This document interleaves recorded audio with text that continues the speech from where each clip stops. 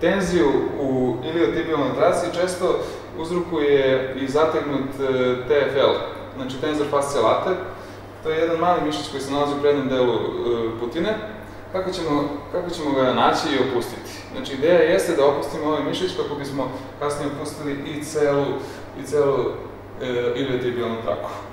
Naćete ga tako što ćete staviti prste, znači nekih 4 prsta ispod kukova i blago ka spolja. Znači, to je ova regija ovde. Šta je bitno? Stavit ćemo lopticu u ovu regiju ovde. Leći ćemo svom težinom. Suprotna noga je ta koja je na podu i koja praktično daje pravac skretanja. Polako ćemo da krenemo da se krećemo preko loptice u ovom položaju i u jednom trenutku ćemo samo osetiti zatezanje i ono već poznatu našu bolu kada radimo ove stvari. Znači to je ona bol koja izlazi. Kada nađemo tu tačku, znaćemo. Jednostavno kao u mozgu da će nam se nešto javiti, oči će da nam se otvore, to je to. I ostaćemo na ovom mestu, dišemo duboko i polako opuštamo ovu regiju.